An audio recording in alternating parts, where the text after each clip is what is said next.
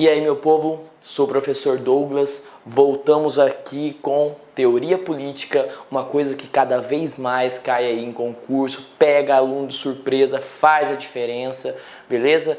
É uma aula simples, na aula passada a gente falou de Maquiavel, eu mostrei para vocês que o mais interessante que você decorar uma aula como essa é filosofia, muito mais interessante que decorar é você entender a visão do pensador. Se você entender a visão de um cara como Hobbes, John Locke, Rousseau, que são os caras que a gente vai falar hoje, você entender, assim como você entendeu a visão de Maquiavel, é moleza. Não importa o que vai cair aí, ó. Lembra de quem são os caras, como eles veem, qual é o paradigma, a visão, a maneira de ver o mundo. Se você entende a maneira de ver o mundo do cara, ele vira seu amigo. Você sabe o que Maquiavel diria, você sabe o que John Locke diria. Ah, bom, Rousseau aqui diria isso, Thomas Hobbes já diria aquilo. Esse tipo de coisa que eu quero que você entenda, beleza? A gente vai falar de três grandes mestres aqui, ó. Começando aqui, ó, de Thomas Hobbes, um dos fundadores do Estado moderno, da teoria do Estado. John Locke, um dos maiores filósofos do direito, tá? O cara que trouxe a ideia do direito natural, de certa maneira, o cara que vai dar origem até à ideia dos direitos humanos, principalmente o de primeira geração, tá? E aqui nós temos Rousseau, primeiro a pensar uma sociedade mais igualitária, a gente pode dizer até o primeiro socialista, não no sentido de Marx, tá? Um outro tipo de socialismo. Mas vamos lá. É uma aula, como eu falei, relativamente simples, a gente vai direto ao ponto. Eu quero que você entenda esses três caras aqui, entenda a teoria de cada um deles. Para isso, a primeira coisa que a gente tem que fazer é o quê? Localizar você. Olha só que bonita essa imagem. A gente tem que voltar um pouquinho aonde? No Renascimento, uma época de arte, descoberta, final da Idade Média, tá? O que é Renascimento? O que renasceu aqui? Renasceu alguma coisa. O que renasceu? A cultura greco-romana. A gente pode dizer que o Renascimento aí é um fenômeno filosófico que aconteceu aí no final da Idade Média e que em prática começou com alguns movimentos culturais na Itália, principalmente no país da Itália, acabou se espalhando por toda a Europa e vai resgatar, acabou a Idade Média, aquela coisa de que a arte é só para religião, só para uma questão religiosa, para mostrar os mistérios, a beleza de Deus. Acabou aquela questão que a única pergunta, a única coisa em vista era quem é Deus, como agradar a Deus. Não, aqui as perguntas começam a ser outras, o homem começa a não vê mais tanto problema em ser hedonista, em ter grandes obras de arte em casa, em gostar de apreciar essas artes, em gostar da beleza, sabe? Na Idade Média a beleza, muitas vezes, quando ela é corporal, estética, ela é uma beleza que vai ser rechaçada por ser muito terrena. Aqui, como você pode ver nas próprias imagens, é resgatado, aparece uma imagem grega, cara. Se você for olhar bem, as imagens aqui desse período, elas parecem lá as artes gregas, né? Aqui é resgatado, junto com toda a questão estética, é resgatado também a filosofia greco-romana, a ideia de que o homem, o ser humano é muito importante, a gente tem que pensar sobre ele, não tem que pensar só sobre Deus, temos que pensar lá na filosofia socrática, que vai perguntar quem é o homem, por que ele pensa, o que é pensar.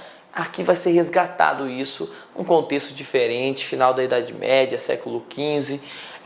Isso aqui a gente falou na aula passada, só estou revisando aqui, ó, o que acontece nesse contexto histórico. Fim do feudalismo, o feudalismo é um sistema econômico extremamente frágil, o feudalismo começa a quebrar os senhores feudais, lembra lá, olha, eles não têm muito o que fazer, eles têm que apelar para alguém que tem exército. Quem tem exército? O rei. Aqui surge o absolutismo monárquico, a ideia de que o rei tem que ter muito poder, total poder.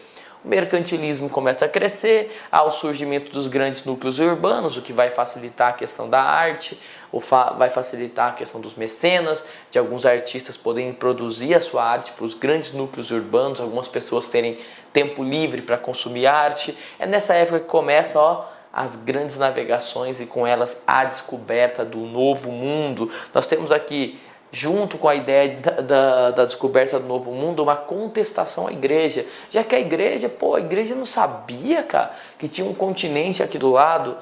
vai haver uma contestação à autoridade da igreja, a igreja já está capenga, vem a reforma protestante, grandes pensadores começam a separar fé e religião, começa a separar Estado e religião. Lembro de Maquiavel na aula passada. O homem começa a pensar, peraí, mas como que surgiu o Estado?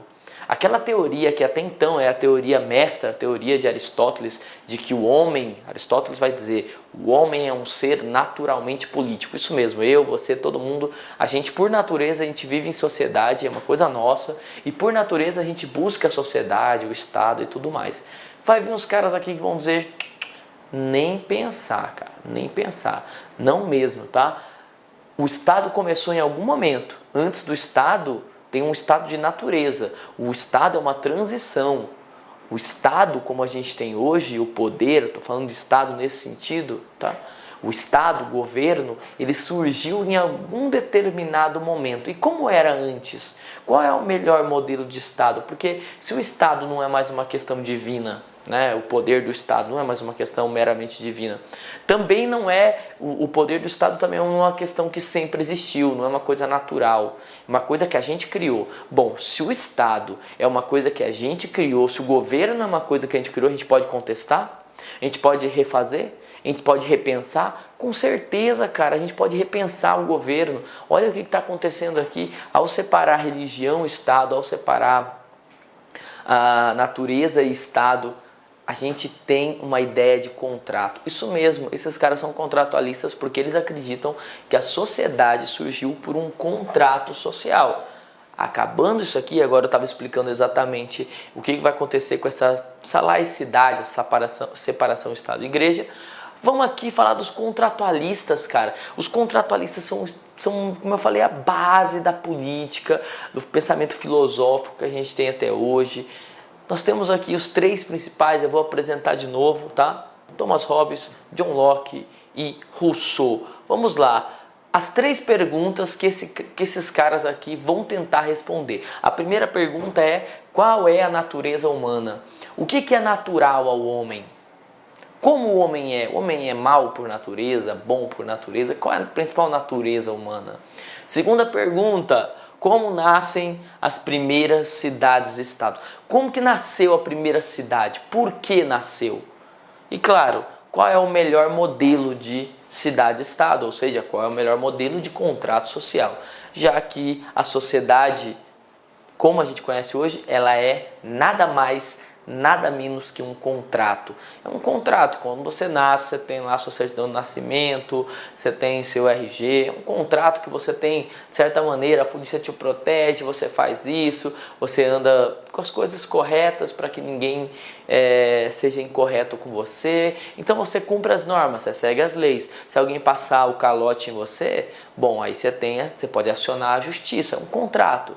Você segue as leis porque daí todos são obrigados, é o melhor para todo mundo. Assim também você pode cobrar as leis. Há um contrato social muito maior do que você imagina, há regras muito maiores do que você imagina. Se você já fez o meu curso aí que está aí, ó, de ética, você sabe muito bem do que eu estou falando, né? A moralidade, a questões de contrato em lugares que a gente menos imagina, cara. Se você está correndo na rua, aparece uma pessoa da sua direção e você desvia dessa pessoa, porque você está correndo, ela também, você desvia para não bater a sua cara na cara dela. Você fez isso por quê? Ah, eu fiz para não bater minha cara na cara dela, mas não só. Se você bater de frente com outra pessoa, isso dá até processo, meu amigo. Dá processo, dá, mesmo na rua.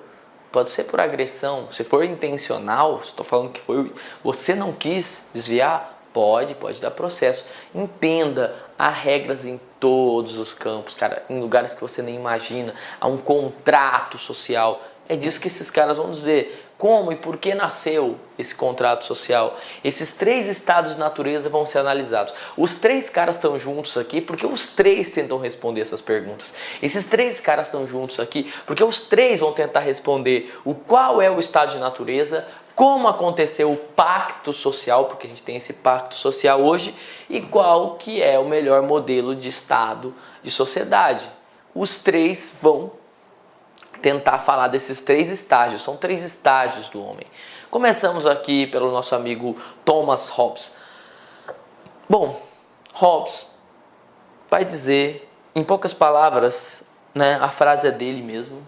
Ele vai dizer, olha lá, ó, o homem é o lobo do homem. Em outras palavras, eu quase estava dizendo aqui, né? A natureza do homem é má. Professor, isso parece Maquiavel. Exatamente. Esse cara aqui é um discípulo de Maquiavel, tá? E a gente pode dizer que ele é um Maquiavel contratualista, porque Maquiavel ainda não fala desse processo do contrato social, por que nasceu o Estado, como ele nasceu, como era antes. Isso aí não. Agora esse cara aqui fala. É muito parecido, a diferença é claro, Maquiavel vai focar muito mais na ideia de que o homem é mentiroso por natureza. Aqui não, aqui a ideia é que o homem é mau por natureza no sentido violento. Por que o homem é o lobo do homem? Bom, vamos lá, se você é um coelhinho no meio da floresta, você tem que se preocupar. Porque, meu amigo, um coelho pode ter uma cobra, uma raposa, um lobo, alguém ir lá e pegar você. Se você é um passarinho, sei lá, a maior parte dos animais tem seus predadores. Você está entendendo? Qual que é o predador do ser humano? Quem caça, mata, persegue a raça humana. Qual animal faz isso? Qual animal que está caçando e perseguindo a raça humana está, de certa maneira, é o predador do homem? Quem é o predador do homem? Isso mesmo, cara. Hobbes está dizendo com a frase o homem é o lobo do homem, que o homem é o predador de si mesmo. O maior predador da espécie humana é o próprio homem. Terrível isso, né, cara? Terrível. É isso que esse cara está dizendo, tá? Quando Hobbes diz o homem é o lobo do homem, ele está dizendo na prática que nós somos os piores predadores da raça humana. Não há outro predador para nós, somos nós mesmos. Por que o homem faz isso, cara? Bom, por que o homem tem esse estado de natureza? O que está por trás? Como que eu posso provar que o homem tem esse estado de natureza? Você lembra de Maquiavel? Facinho. Imagine, onde você está aí assistindo esse vídeo? Está na sua casa? Tá onde você está? Para analisar o lugar onde você está. Por que não tem gente invadindo aí agora? Por que não tem gente matando e estuprando a sua família? Por que isso não está acontecendo? Hobbes vai dizer, porque tem cadeia, né? Porque tem castigo para essas pessoas. Porque se não tivesse castigo, meu amigo, tire todas as leis para você ver qual é a verdadeira natureza do homem. A verdadeira natureza do homem é que ele é um lobo. Ele é violento por natureza, tá? Maquiavel dizia como é mesquinho, mentiroso por natureza, egoísta. Aqui não, aqui em Hobbes a gente pode dizer que o homem é por natureza um predador. Ele por natureza ele é um lobo. E a única coisa que protege nós da própria espécie é a lei. É isso que ele vai concluir depois, tá? Mas vamos lá. Se o homem é o lobo do homem, como que você imagina que era no começo? Aqui a gente tem um pouquinho da história do Hobbes, onde ele nasceu, vai aí com material para você depois dar uma lida, tá? Bom, se o homem é o predador do próprio homem, já coloquei aqui, já tirei, vou colocar de novo, tá? Se o homem é o predador do próprio homem, segundo Hobbes, como nós vivíamos antes de ter sociedade? Como que o homem vivia antes de ter leis, antes de ter Estado? Simples, ele vivia num estado de guerra. É isso que ele fazia. O homem sem lei, bom, se não havia lei, se não havia segurança, se não havia propriedade privada, tá? Não havia nada disso, o que vai acontecer? Guerra. A lei do mais forte. É isso que tinha antes do Estado. Olha só que perigo, hein, cara? Se você tirar o Estado, o que o Hobbes está dizendo é isso, tá? Se você tirar a lei, tirar o policial, pior para você, tá? Você acha que o Estado é pesado ou o bandido é muito, muito pior. Você pode ver que quando um policial faz uma coisa errada, um policial vai lá, acaba entrando na favela, pegar um traficante, ou que seja, acaba matando um inocente, a população pega e vai fazer protesto lá contra o policial. Claro, porque o policial representa o Estado. Apesar de ele ter o monopólio da violência, como a gente vai ver aqui, bom, de certa maneira, o Estado ali, representado pelos policiais, ainda deve explicações à sociedade. Mas quando o tiro vem do traficante e não do policial, a população não vai lá protestar contra os traficantes. Porque ali não tem uma lei, não tem uma ordem, tá? que ela realmente precise respeitar as leis sociais.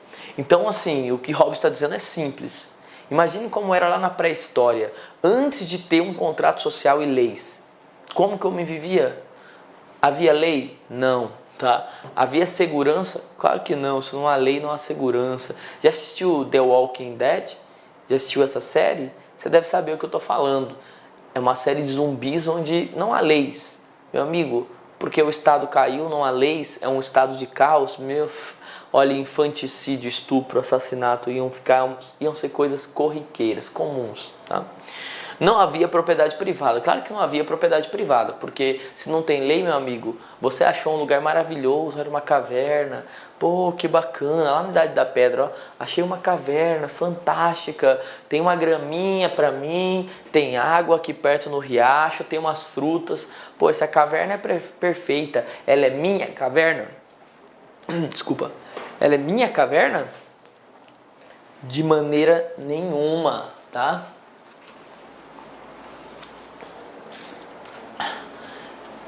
É sua até aparecer alguém mais forte que você.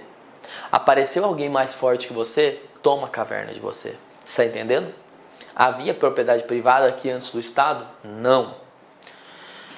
Havia liberdade? Alguém pode pensar, claro que havia. Não havia lei, havia liberdade. Não, meu amigo, não havia liberdade. Se não tem lei, não tem liberdade. A liberdade é uma coisa conquistada em sociedade. Você pode sair na rua com o seu celular, dependendo do lugar, porque é o mínimo de lei. Senão você não tem liberdade de ir e vir. Não havia paz. Você entendeu qual que é a ideia dele, tá? A ideia dele é mostrar que o homem sem Estado, ele vai estar propenso a guerra, tá? Com as palavras de Hobbes, a condição do homem é a condição de guerra. Essa é a condição natural do homem, tá? A condição natural do homem é uma condição de guerra, de todos contra todos. Se não tem Estado, meu amigo, se não tem lei, é isso aqui que vai te esperar. Se você tira o poder do Estado, como que aconteceu? Agora a segunda pergunta. A primeira pergunta eu já respondi. A primeira pergunta é como o homem vivia antes da sociedade para o Hobbes? No estado de guerra, professor. Exatamente. Como e por que surgiram as primeiras sociedades? Alguém pode dizer, beleza, e como que surgiu as primeiras sociedades? O homem se reuniu aí e resolveu usar a razão e dizer, nossa, é melhor, mais ou menos, tá? O que está por trás realmente do surgimento do Estado é uma coisa chamada medo. Isso mesmo, cara. Você vê que ele vê o homem muito parecido com Maquiavel, não é nada bonito a nossa natureza, tá? O homem tinha medo, cara. Na prática, a gente começou a perceber que a gente tinha duas opções. Uma, viver em guerra e ter sua vida em perigo sempre, ou abrir mão das minhas características violentas naturais e poder se subjugar por uma lei, onde todos são subjugados por essa lei, e eu poder assim estar mais em paz, tá? Viver uma vida menos violenta. Para isso eu vou ter que deixar um pouquinho da minha natureza violenta, mas eu vou ter algo em pauta. Eu não vou ter tanto medo. Olha que interessante, para ele o Estado surgiu por causa do medo. A gente tem medo de ficar sem leis, a gente percebe que a gente voltaria para um estado de guerra, tá? O homem, você pode ver que é mal por natureza e não só mal, é violento. Então o Estado surgiu pela primeira ação coletiva, tá? Já que as pessoas são racionais, elas podem ver que o estado de natureza é indispensável. No estado de natureza, é indispensável ter uma vida boa e paz. A gente, apesar de ser violento, a gente não gosta de ter aí, ó, nosso pescoço na reta, né? A gente não gosta de ter um perigo de morte iminente. Sendo assim, meu amigo, a gente acabou fazendo um contrato social aí. Como que diz? O que diz esse contrato? Simples, meu amigo. Na prática, o que Hobbes está dizendo, aqui eu coloquei algumas peças de xadrez aqui para você. O que Hobbes está dizendo é o seguinte: no estado de natureza, todos os homens estavam em guerras, um contra os outros, viviam em constante estado de medo dos seus companheiros. Já com o rei, tá? Com aqui o simbolismo de uma autoridade, já com o contrato social, o povo inventou investe todo o poder em um terceiro elemento, um soberano. Em troca do quê? De segurança. Hobbes via o estado de natureza como indispensável. Afirmava que o estado de natureza como indispensável, afirmando que o povo deve, por livre vontade, se sujeitar ao governante, ao soberano, para proteger a sociedade. Você vê que assim, para ele é indispensável a gente ver nosso estado de natureza, perceber o quanto por natureza a gente é violento e perceber que nós mesmos escolhemos por um contrato dar o poder para o Estado nos proteger. Em poucas palavras, a gente assinou um contrato. Olha um contratinho aqui, ó. O contrato dizia mais ou menos assim, que eu e você assinamos, de certa maneira, todo ser humano assina quando nasce. Nós, concordamos em obedecer à lei e respeitar a autoridade do soberano, cujo poder é indispensável e ilimitado. Isso mesmo, cara. O contrato social, a gente deu todo o poder para o Estado. E até hoje é assim, o Estado pode tomar sua casa se você não pagar o imposto de renda. O Estado pode tomar as coisas de você, pode até tomar seus filhos, se o Estado acreditar que você não está cuidando bem deles. O Estado tem total poder de soberano, total. E por que ele é assim? Porque se você tirar o Estado, você sabe o que vai te esperar. Uma guerra, o poder do mais forte, uma guerra de todos contra todos, tá? Entendeu? A gente assinou esse contrato aí, deu o poder para o Estado para ele nos proteger. Um esqueminha para você entender, esse esquema aqui é ótimo para você entender Hobbes. É simples, o ser humano transfere todo o poder para o Estado absolutista. Por que ele transfere esse poder? Por medo, tá? Eu digo para você aceitaria estar andando na rua desarmado enquanto tem pessoas que podem andar armadas? Você aceitaria que um grupo de pessoas pudesse andar armadas na rua e você não? Você não só aceitaria como aceita. Você chama essas pessoas de policiais, não é? Os policiais é que têm direito de estar armados e você desarmado. E isso é um símbolo. Ah, mas eu sou a favor da legalização do porte de arma. Beleza. Mas o que eu estou dizendo é uma coisa básica. Por mais que você possa usar suas armas e ter suas armas um dia aí, tirar porte de arma, isso é muito mais restrito. Você não tem o uso da violência. Um exemplo, você não tem o monopólio do uso da violência. O policial, sim, tá? Você não pode, por exemplo, imagine uma pessoa fez um mal muito grande à sua família. Você não pode pegar essa pessoa e trancar no seu porão por 10 anos. Claro que não. O Estado tem seu porão, que é a cadeia. Ele pode trancar alguém lá por 10 anos. Entende? O Estado tem o monopólio da violência. Quem transferiu? Nós, os seres humanos, transferimos esse poder. No caso do Hobbes, esse poder tem que ser dado para um Estado absolutista. Isso mesmo, só um rei, cara. Um rei que tem todo o poder. Por quê? Porque o homem é violento, meu amigo. Agora vamos falar de outra série de TV. Você assiste Game of Thrones aí? Tá ocupado, né? Muita coisa, tem que estudar, não tá tendo tempo. Mas se você sabe mais ou menos de Game of Thrones, você sabe que é uma série sobre reis. E se é uma coisa que essa série mostra pra gente é que não tem como ter 2 reis, tá? Não tem, porque eles vão se matar, meu amigo. Por que eles vão se matar? Porque o homem é mau por natureza, é o lobo do próprio homem. Então, o melhor para ter um Estado forte é um Estado absolutista. Essa é a lógica do Thomas Hobbes. Tem que ter um rei forte. É esse rei forte, poderoso, que vai ter o monopólio da violência, tá? É a maneira mais lógica para ele. E claro, o Estado tem que dar algo de volta para você. O que o Estado tem que dar de volta para você? Segurança, cara. O Estado tem que dar segurança, tá? Você tem que ter um mínimo de liberdade, igualdade, educação pública. O Hobbes chega a falar disso aqui. Mas o que o Estado realmente tem que dar de volta, já que você deu o poder para o Estado, é segurança. Você tem que ter o mínimo de segurança. Aqui nós temos a capa do livro de Thomas Hobbes. Por que essa capa aqui é tão importante? Esse é o livro chamado Leviatã, tá? Quem que é Leviatã na Bíblia? Para quem gosta aí de uma raiz mais cristã, ele pega um monstro da Bíblia, é um monstro, não é um demônio não, tá? Leviatã não é um demônio, é um monstro, uma baleia. Se você for pegar, Jó vai falar que é um monstro invencível, ninguém vence o Leviatã, ninguém pode contra ele. Então por que ele coloca o nome de Leviatã? Exatamente, cara, porque o Estado tem que ser forte. Ninguém pode ir contra o Estado. Para analisar. Você agora tem um poder muito grande.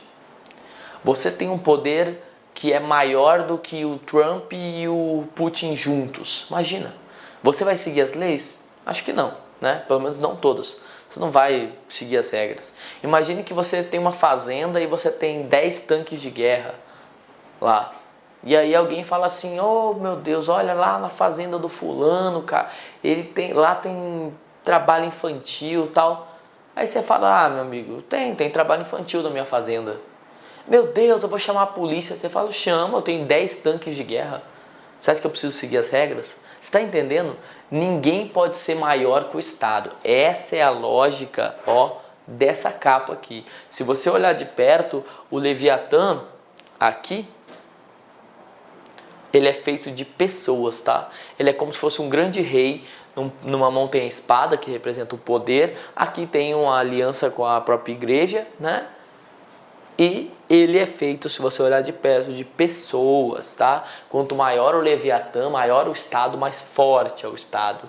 O que está por trás aqui da ideia do Leviatã é mostrar que o governante, tá? Ele é composto de pequenas faces, como eu falei para você, levantando-se da terra e segurando uma espada e um cetro, tá? Que simboliza os poderes terrenos e eclesiásticos, respectivamente.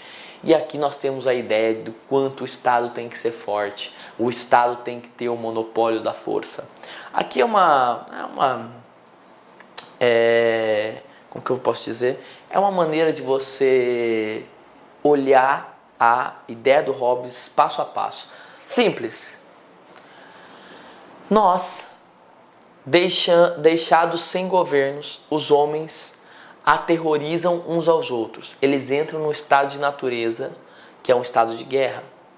Nesse estado de natureza, no qual os indivíduos não se detêm por nada na sua busca por autopreservação e autopromoção. Ou seja, a guerra é iminente. Se você tirar todo o poder, meu amigo, se não tiver consequências, não tem lei, aí é a lei do mais forte, tá? No estado de natureza, a condição do homem é a condição de guerra, de todos contra todos. Para evitar chegar ao estado de natureza, os homens devem entrar num contrato social. Olha aqui o contrato social. Para evitar esse estado de guerra, devemos voltar para um contrato social submetendo-se a uma autoridade.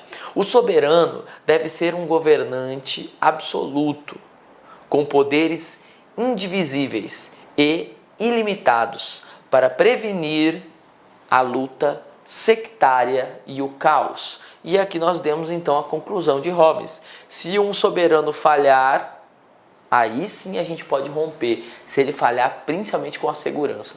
O Estado está aí para nos manter seguros, meu amigo. Tira o Estado para você ver. Tira o Estado. Às vezes eu vejo gente falando aí: nós precisamos de uma revolução, pegar em armas. Meu amigo, você sabe o que isso quer dizer na prática? Se a gente realmente fazer uma revolução, você sabe o que quer dizer na prática? E você estaria preparado para isso? Quer dizer que os caras vão entrar na sua casa, vai ter gente que vai tentar estuprar sua mulher, você. Coisa horrível, guerra. É isso que espera qualquer país sem leis, qualquer terra sem leis, tá? E a guerra é o que espera se a gente ficar sem Estado. Sem Estado é sinônimo de sem segurança. Bom, entenda-se que a obrigação dos súditos com o soberano tem a mesma duração da capacidade dele de protegê-los. É como eu falei, palavrinhas de Thomas Hobbes. E aqui nós temos um resuminho do que a gente viu até agora. É simples, né, professor? Bem simples, cara. Qual a natureza do homem? Bom, todos os homens são maus por natureza, todos os homens são maus por natureza, mas vivem com medo. Como vivem os homens antes de ter a sociedade? Em um estado de guerra, de todos contra todos. Por que surgiu a sociedade? O medo levou o homem a fazer um pacto social, como eu expliquei para vocês, tá? Qual é o melhor sistema social para Thomas Hobbes? absolutismo, nada de democracia. Imagine você liberar a democracia onde todo mundo pode fazer o que quer, a hora que quer, certo? Não, uma benção que é democracia. Vamos voltar aqui. Imagine liberar a democracia onde o poder vai estar distribuído para todos. Bom, Thomas Hobbes não vai acreditar muito nisso. Porque se o poder está distribuído para todos, todos podem votar e tal, ele acredita que provavelmente isso daria conflito. Isso mesmo, para ele o melhor governo é o soberano, o Estado soberano, tá? Ou seja, um soberano, um governante. Como eu falei, muito parecido com a ideia de quem? Maquiavel. Até coloquei aqui uma frasezinha para a gente entender mais Thomas Hobbes, uma frase dele. Desta guerra de todos contra todos, estado de natureza, aonde não há poder comum, não há lei. E onde não há lei, não há justiça. Isso mesmo, meu amigo, a justiça como a gente conhece, ela só existe por causa um fatorzinho, tá? Que é o Estado, o poder do Estado. Demos o poder para o Estado para ele nos dar segurança, beleza? Entendemos qual é a natureza do homem, entendemos por que surgiu o Estado, como surgiu o Estado e qual é o melhor Estado a se ter. O primeiro contrato social, segundo esse cara, foi feito por medo. Vamos lá, uma pausa aqui, já já eu volto falando do segundo contratualista, tá? John Locke. Até já. Clique like.